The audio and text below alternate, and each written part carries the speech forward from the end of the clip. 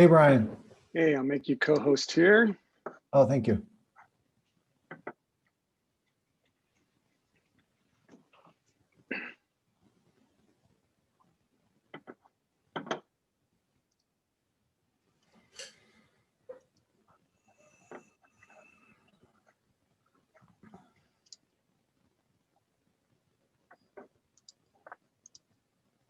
Are you at home, Brian, or at work? Yeah, I'm at home.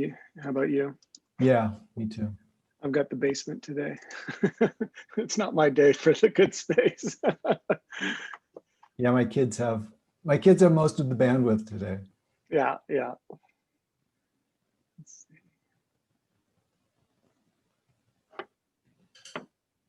see. Okay.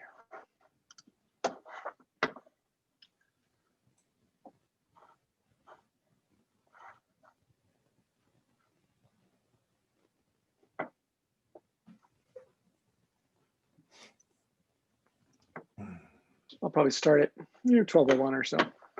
Okay.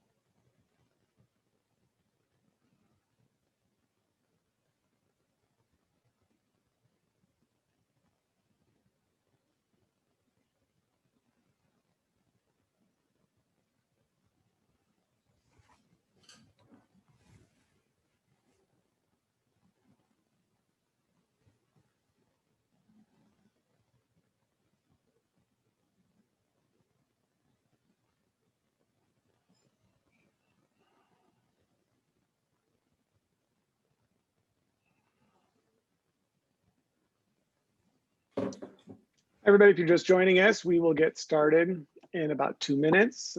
Thanks for joining us today.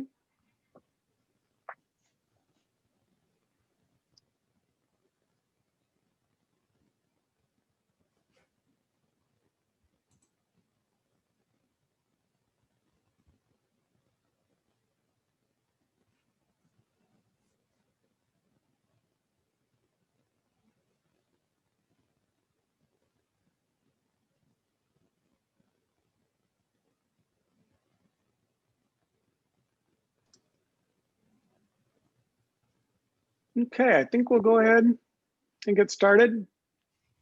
Welcome, everybody. My name is Dr. Brian Henning. I'm a professor of philosophy and professor and chair of environmental studies, and it's my great pleasure to have you here today for the latest in our environmental studies lecture series. Today, as you know, we have Dr. Lefcort from our own biology department, who's going to talk about his experiences as an IPCC reviewer.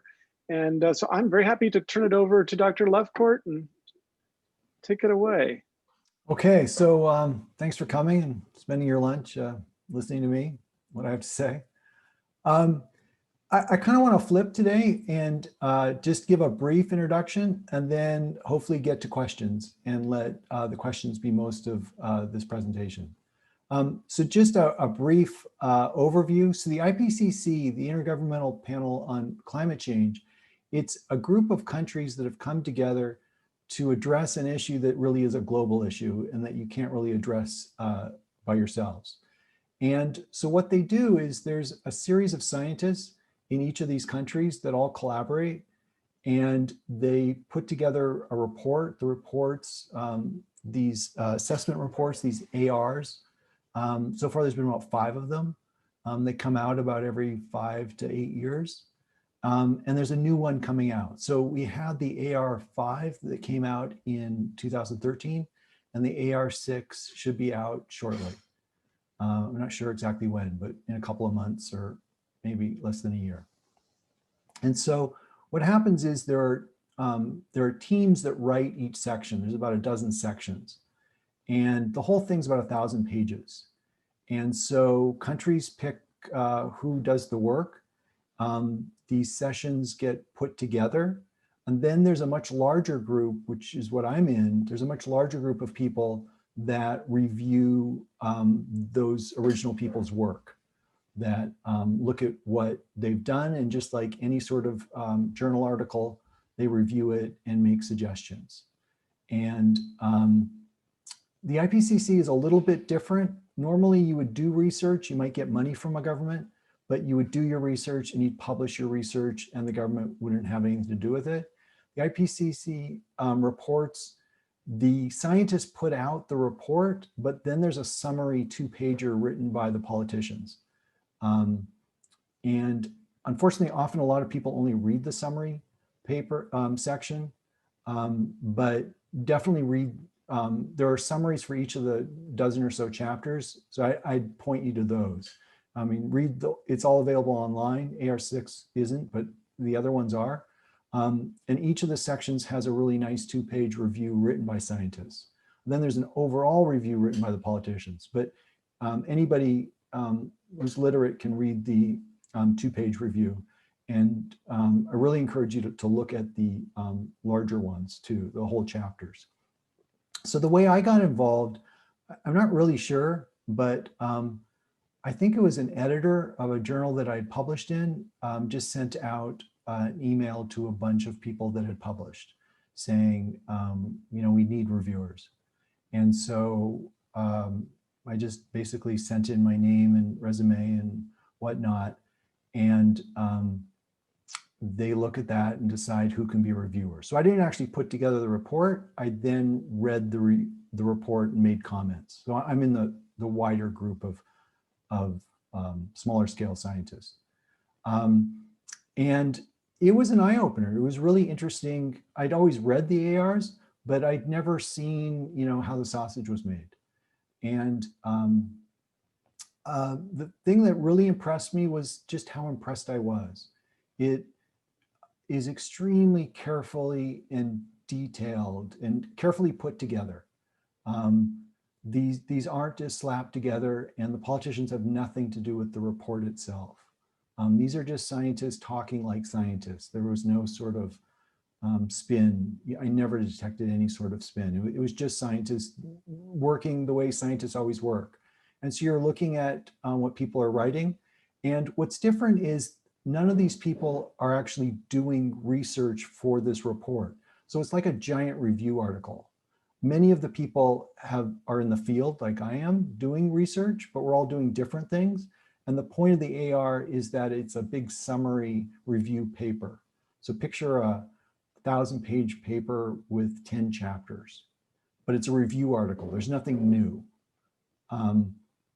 And so just like when you're reviewing anything, you say, you know, you just said this and I don't think the p-value supports that, and I'd like to see you do another experiment. Or since none of these people are doing experiments, it's a review article, you'd say, well, I don't think you can say that. I think you have to put in some more careful wording to describe what you just have, or point to another study to support what you just said.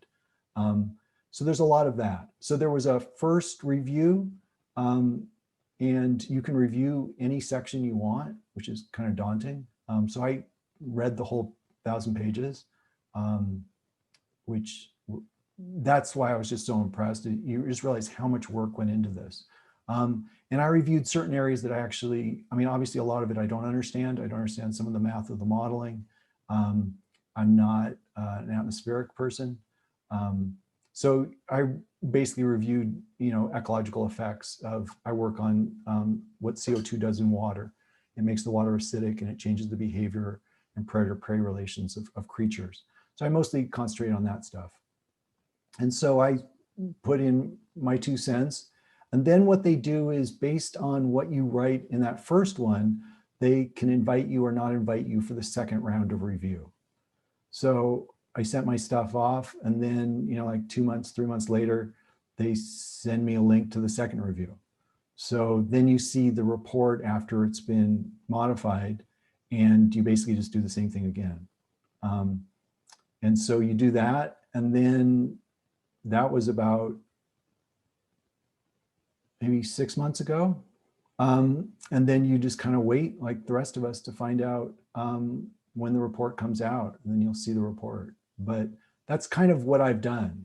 And so with that, I'd like to actually see if people have questions about about the report or about how it's put together.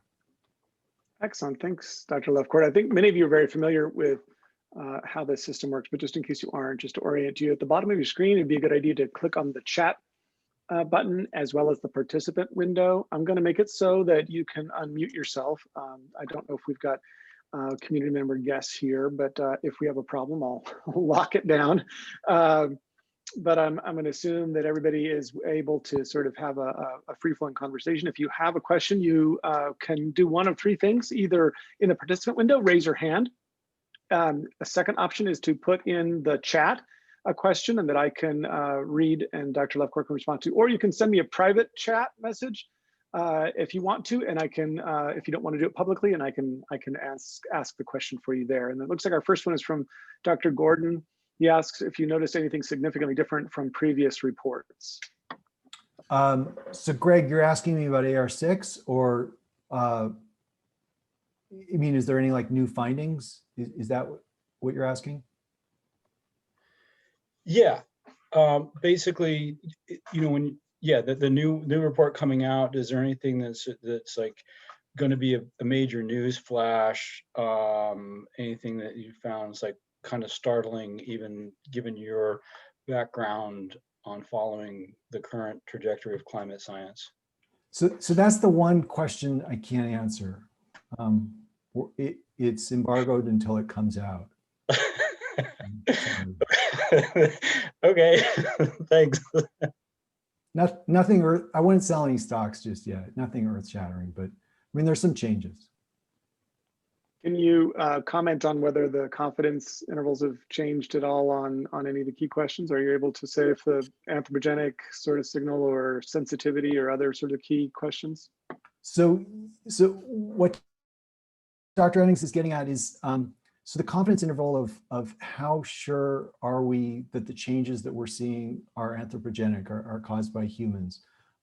That's a key question, and that's a major part of discussion, and I can't answer that. Sorry, I mean, I'm not trying to be unuseful. It's just, Looks like Dr. Isaacoff has a question. No, I get it. It's totally fair. You can say what you can. So. I have a feeling that you're going to have to repeat your answer to the last question for this question. But in terms of the confidence intervals, we know from the last report that the confidence interval is 95%. But the part that was problematic, and Dr. Lefcort and I have talked about this at length, is that it says there's a 95 to 100% probability that more than half of the warming we've seen is anthropogenic. And they absolutely, there's no specification of where between 51 and 100% that is. So it's not the confidence interval that's the problem, it's the range of warming that we're seeing. So I guess the question, which you probably can't answer, is has that range of 51 to 100% altered? Yeah, so again, I can't go there, but what Dr. Isikoff's talking about is, so if you think about, so humans are releasing CO2, and definitely the models show that's having an effect, and we know the world's getting warmer and wetter. The question then becomes, what percent of what's happening is due to us?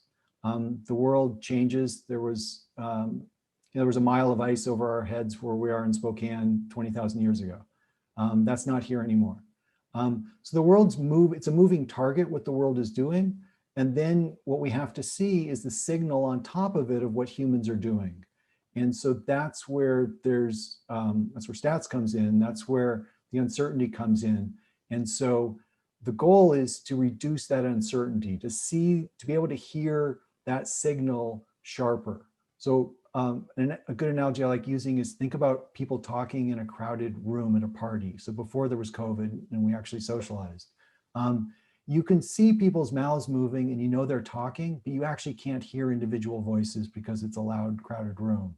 To detect that signal of those people talking is the goal. We want to see the signal of humans in the bigger signal of what the Earth is doing and what the sun's doing and all the rest. And so the goal is to tease out that human signal and know what percentage of this change that we're measuring, because measuring change is easy.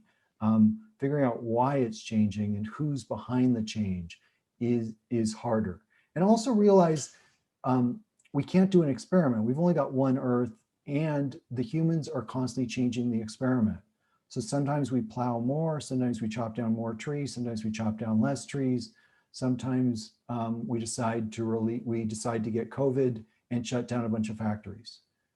So we're constantly screwing with the experiment, which is not how you do experiments. It's an observational study to begin with, but then it's a changing observational study.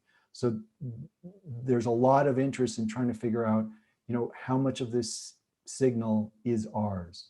And that's always the lead headline out of each AR. And that was, I got to tell you, I was giddy reading it the first time. It's like you've been given the keys to like some secret place, because you click on, these people just send you a link, and it's all very remote. It's all like done by Europeans, and you can't really tell who's sending you these things. It's almost like you're QAnon or something. So this link just appears, and you click on it, and you just see each chapter filling your screen. And you can click on any chapter, and hundreds of pages come up on each chapter. And so you're going through it, because these questions we've just had were my first questions. And you desperately want to know, because the last thing came out in 2013. What's the latest secret, at least from the draft? The draft may not be the final answer, but these are definitely the key questions.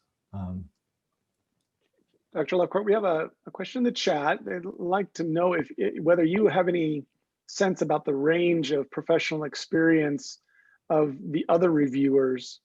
I think, of the other reviewers, or the person says who worked together to create the AR. So I don't know if that's the first order science or the review article. Maybe let's take the latter, the review, the people who are creating the review article, as you put it. Do you have a sense as to that range of experience that those people have, and then of the reviewers themselves too? Yeah, the reviewers I didn't have any contact with. We all did that separately. But you can definitely see all the people whose names are on the chapters. So there'd be about 15 names on each chapter, and you could look up their work, and you could even tell inside the draft who was doing certain parts of it. They were really broad. So they range all the way up from pure math people, oceanographers, atmospheric people, ecologists. There were some non-science, like social science people, in like the parts that predict how it's going to affect certain countries. It was a really broad range of people. But I definitely got the impression that people were staying in their lanes, and they were citing only papers in their own field, and only at least people that wrote the chapters. I think the reviewers, we were freer to range around, but the people that wrote the chapters, you would see their names on the papers, and so you kind of assume that they're actually in that field. But a wide range of people. It's a big undertaking. It's impressive. The people who put it all together. To be an editor of a chapter, I can't imagine. You couldn't have a job otherwise. This is full-time work for a couple of years. Well, people are thinking about other questions, and again, feel free to put something in the chat or raise your hand in the participant window. A question I had, and I don't know if you know or not, Dr. Lefcort, but the relationship between the assessment reports, and you hinted at this, and the summary for policymakers. I was hoping you might, if you know, to comment on the relationship of those documents, how you mentioned the politicians, which I know you have strong feelings about it. I'd love to encourage you to share some of that. But the summary for policymakers, which is not a short document, but much shorter than 1,000 pages, but it's not 2 pages. But it's where, my understanding is that's where you have political appointees involved with scientists who are debating about what words to use. and not to use, and they go through this process of consensus making. And so one of the things we've talked about in class with my students sometimes is how science doesn't use consensus, right, as a method for conducting its investigations. But this summary for policymakers is designed explicitly to try and do that, to require consensus around key statements, as far as I understand it. So I'll just leave it there, but I'm curious if you could shine more light on the relationship between the AR and the summary for policymakers. So that question is actually, there's multiple layers of how people figure out what is it that we know. So there'll be, even within each chapter, there's two different things that are always asked at the end of each little section, which is basically a poll of the people that are writing it, of how much confidence do we have in this one fact? Like, are higher fluffy clouds getting more common or less common? And so they'll present all the data, you know, some papers show it's getting more, some papers showing less, some papers showing some other third cause. And then at the end, they'll be, they'll use these two words, and I forget what the phrases are, but it's basically a poll of, this is likely and we're pretty confident or not confident or less confident that this is likely. So they split confidence in half with likely, unlikely, I forget the terms, and then another one. And I think they do this to simplify it for the public. The problem is, this is where it starts to bump up against the public. Normally scientists just talk to scientists, and we use words that mean things to us. So when we say something is statistically significant, we're all thinking of p-values of 0.01 or 0.05. And there's a large literature about why we shouldn't be using p-values, but at least it's a common language. And so those words mean, as a general rule, it's cultural, but as a general rule, if you're not 95% sure, you don't say something. And so in the report, I think to make it more readable by the public, they'll redefine p-values. And so they'll use words like extremely likely, very likely, likely, and they'll give it a p-value, which is really not how the stats are designed. But unfortunately, something that's likely, I think, is like 66%. So if you tell the average person on the street something's likely, you're likely to be hit by a bus this afternoon, most of us wouldn't say, well, that's not 95, I'm not going to worry about it. Most of us would go, oh my God, I need to do something. So you have these two different languages. I found in the report, they just don't mix well. I understand the political world and they have their own concerns, and they have to be, politicians have to be the way they are. That's their job. And in scientists, we have a different majesty, and we have to do things our way. And it's when you mix them that, like Dr. Hennings is saying in his question, that the problems come out. I think all the criticisms often are involving these two cultures mixing together. But to solve a global issue, you've got to mix these two cultures. I don't really think you could design it any other way. I think it's unfortunate the way we've got these language problems. But what I came away from reading the report is just that these people have really thought about it, and with its flaws, I would leave those flaws in there because I don't know a better way to do it. It's really Except useful. maybe I'd remove the final, I'd put the political pages at the back instead of the front. Right.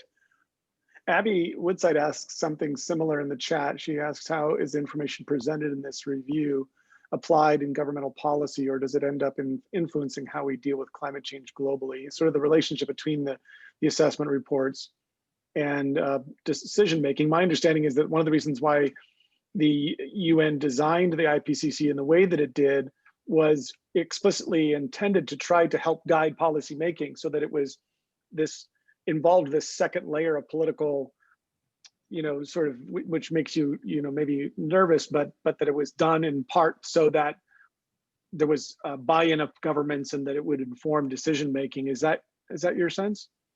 That is my sense. I think it's designed, I mean, they use phrases like for policymakers. I mean, the press gets involved too. So there are other players. Then there's, you know, environmental groups, other players. So there's all these different people that then take the report. I mean, I view my job as a scientist as really narrow. I just see that there's very few people that are still trusted in our society, and we keep losing groups that we trust. And I'm very guarded as a scientist for keeping scientists as neutral observers. And so I'm happy to write a report and publish my own papers, but never push policies. I mean, personally, I may see that as the obvious conclusion, but I would never put that in any of my papers. So for instance, I've done a lot of work on heavy metal pollution in the Spokane River, and most of the effects are negative. There's a couple of positive effects on lower parasite loads. But that's not for me to decide what we should do about the metals. My job's, I just want to be believed. So I publish my stuff, and anybody, mining companies or environmental groups, health groups, natives could use my data. But I just think as scientists, we have to be very careful to not have a D or an R next to our name or an asterisk or something, just so that we're neutral observers. What the politicians do with it is their business. But I just think there should be kind of a wall between us. Any other questions? Feel free to take yourself off mute or to pop something in the chat. Did I understand you correctly, Dr. Lefcort? You're expecting it relatively soon. You don't know exactly, but within the coming months. Is that what I understood you to say? Yeah, they don't really tell you. I mean, I got the impression based on the deadlines that I was getting that it was going to come out like in the fall, but maybe it's COVID. I don't know. So I don't know when it's supposed to come out. Do you know of the relationship, if any, between what the IPCC does and the National Climate Assessment as required by Congress on its own intervals? Do you have a sense about how the first order research relates, for example? Is some of what's in the AR in the NCA, or do you find one to be more political than the other? Do you have any sense of that? I think the fear is that the local country ones are more political because of who's appointing them. They seem to read pretty similarly. I read the 2017 one recently, the US one. It seems to be the same people. Because remember, all of these are review articles. No one's like saying, we need to go find this out. So everyone's pulling from the same papers, and it's treated like a review article. So you'll get a statement in the AR5 that says, you know, we're not detecting a change in hurricanes. And then, you know, you could go to Google Scholar or your library and find plenty of papers showing hurricanes are speeding up or more or slower or more intense or less intense. So it's a review article. It's putting it all together. But in between, there's plenty of individual studies pointing in this direction or that direction. And I think there does seem to be a little bit more variability in the national reports. But that's just, I haven't read enough of them to know that, really. Excellent. Students, we've got a bunch of you here. Be curious to hear from you if you have any questions for Dr. Lefcort and IPCC experience.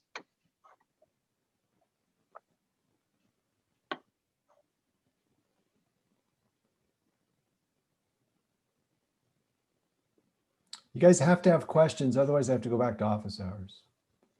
So speak up.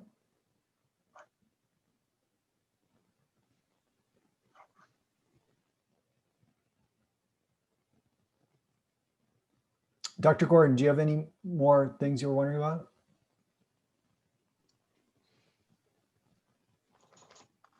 I'm thinking, but I mean, you've answered a lot of questions. I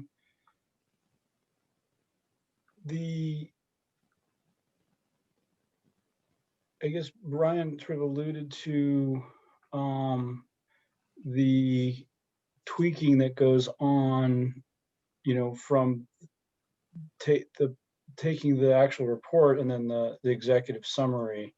And I wonder, looking back at all the reports, have you noticed that there is a significant variation from report to report? I mean, or not necessarily the report, but within the executive summaries, is like, have you seen like an executive summary that is tilted one way or the other that departs noticeably from what's in the report? I mean, so first of all, the reports themselves, I've only read one report closely, this AR6. I mean, the other ones I've glanced at, but I just felt this weight on me that I need to read this thing. You know, you're the gatekeeper. And so I've read the other reports, but never diligently. I have read the summary statements. I think the earlier ones in the 90s seemed more, we've got this down, we know this, very confident. And then that confidence started to wane. Numbers started getting hedged a little bit more, because there was a slight plateau in the late 80s, 90s, early 2000s of temperature, about a 15, 17-year plateau of temperatures. And then that ended around 2017. So those reports were a little bit more pulling their punches. And then that changed again as temperatures accelerated back up. And I think we just know a lot more now. I think people were saying things earlier that we sort of knew, but the data get better every year. The models still have major problems, but that's a separate issue. Being able to predict something and noticing a change are two different things. And actually, I'd like to invite you to talk about that in the specific context, if you're interested, of the Paris Climate Agreement's goal of limiting ourselves to no more than 2 degrees Celsius, or the special report on 1.5 degrees Celsius from the UN. So we have these two sort of numbers, right? 1.5 degrees, 2 degrees, and that's based upon these models and collections of models. And so what do you see as the relationship between something like AR6 and the work that the UN is doing in terms of trying to get commitments to limit ourselves to a certain amount of warming? Do you see a strong sort of scientific relationship between those two? So I think the politics enters into it with these terms like 1.5 degrees and 2 degrees. It's not a linear response between like CO2 and methane and temperature, but it isn't punctuated. And so 1.5 is a nice political number, but it's not like nothing happens at 1.4. So it's like eating too much cake. You know, it's good not to eat 5 pieces of cake, but eating 4 pieces of cake is pretty bad. And eating 2 pieces of cake is half as bad, roughly. So people use these 1.5 numbers and these 2-point numbers. I think it's because it's easy to grasp, but it's kind of like you see these commercials saying you must call by midnight tonight to buy this Vegematic. They'll sell it to you at 12:01. And these numbers may be good policy, but scientifically, if you look at the models, nothing magically, it's not like there's a tipping point. It's not like there's a positive feedback loop that kicks in at 1.5 or kicks in at 2. And so, you know, more CO2 is bad, less CO2 is better. But trying to pinpoint exactly what's going to change. I mean, to build a model, you have to have all the factors measured that you put in your model. And the reason why the models tend to run too hot is it's really, and there's been papers saying the models have been running too hot back to the 80s, the late 80s, is that you have to know all the variables to plug in. And unfortunately, atmospheric science just isn't there yet. So we don't know all the variables. We know more greenhouse gases will get us higher temperatures, but there's all these other factors, and you'd have to have an incredible amount of precision to use numbers like 1.5 or 2.0. So politically, it's a good goal, but there's nothing magical about those numbers. Those are political statements. In AR6, anybody jump in as questions occur to me. I'm curious to ask somebody who's knowledgeable. In AR6, can you comment on something that's probably less and likely to be embargoed? Something like the question about more clarity on these non-linear threshold events, I think they're called, right? These surprises. Or you were mentioning that in some ways it seems not. There's a strong correlation between these greenhouse gases and temperatures, but there also seems to be the evidence of thresholds, even if we don't know exactly where they are, but that this climate seems to in the past have changed rather dramatically.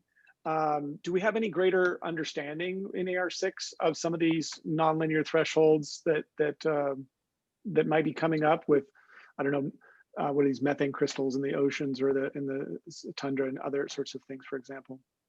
Yeah, I mean, the predictions all get, I mean, the variances tighten up on a lot of these areas.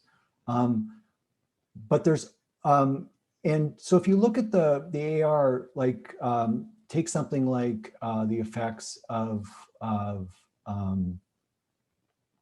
aerosols.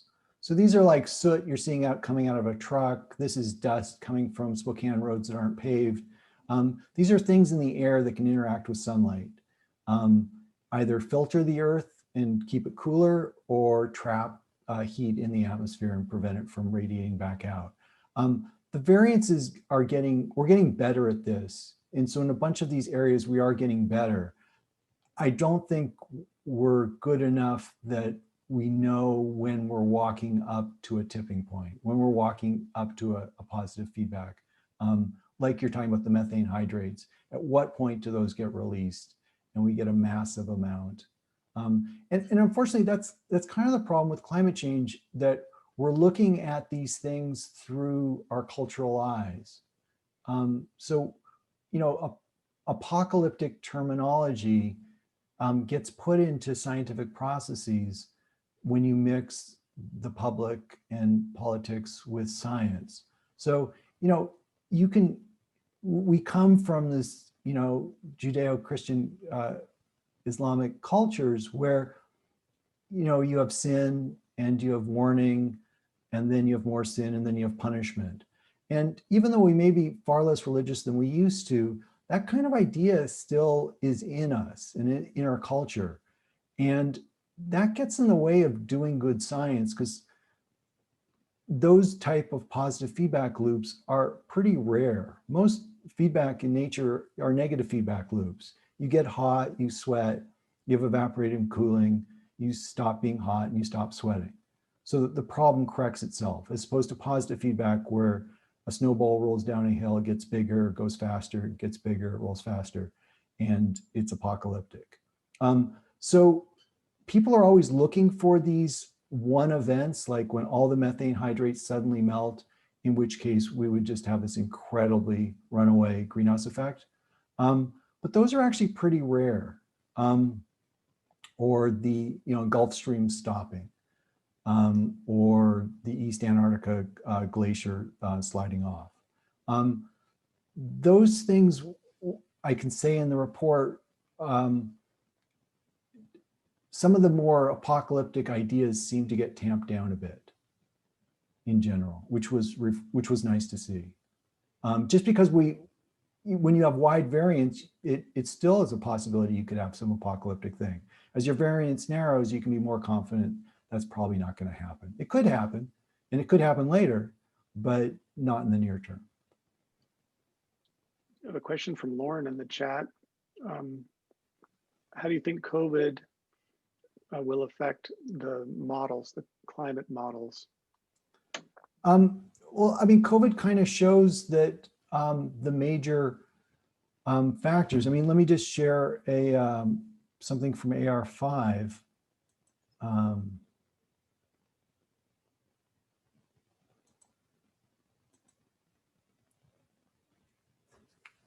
Are you guys seeing that?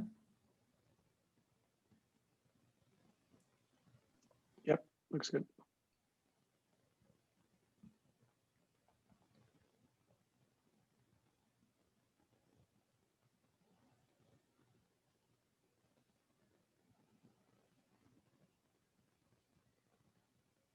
So two things. One, you can see and hear how medium evidence, high agreement. That's what I was talking about earlier, where it's a way of saying how sure are we? There's fairly good evidence of this, and people agree that there's fairly good evidence of this. Medium evidence, high agreement.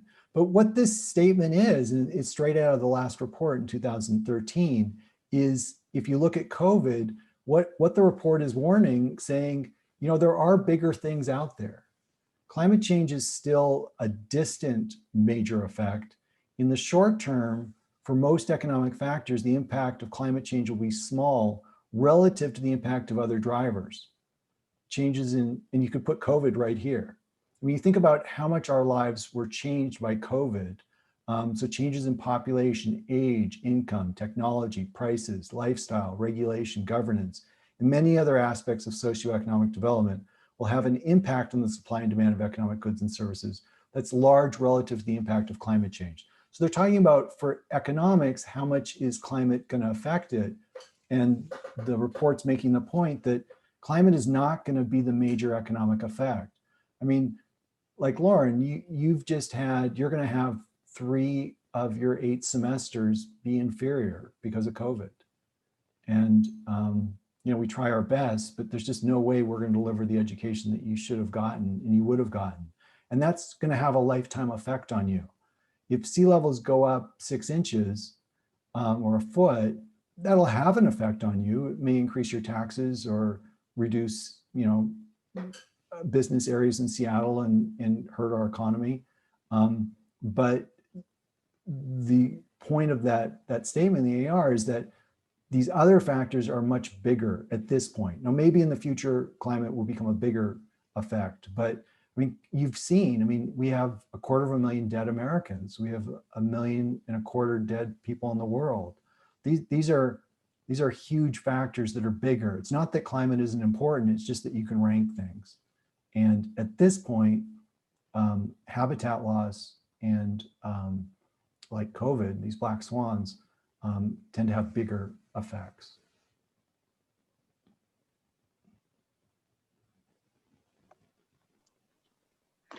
Hugh, I want to follow up on that. So certainly things like COVID have a large effect on our immediate socio-economic environment. But I was sort of thinking about Lauren's question a little bit. What might be the effect? I'm not sure if this is what she intended, but it was interesting. This is an interesting thought I had. Maybe it's interesting, I don't know. But that what would be what's the effect of COVID on overall CO2 emissions, or the effect on the ecosystem processes if we sort of pull out the socio-economic factors that you mentioned, that COVID has a higher degree of effect on than, say, climate change this year anyway. If we look at other elements of climate change, especially to ecosystems or biodiversity,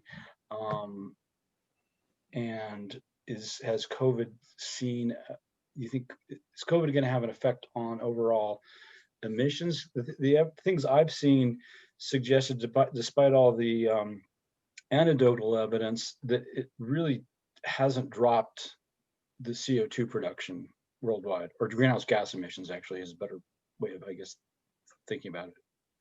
Is that correct? Yeah, yeah, definitely early on people thought, oh, you know, it must drastically reduce it.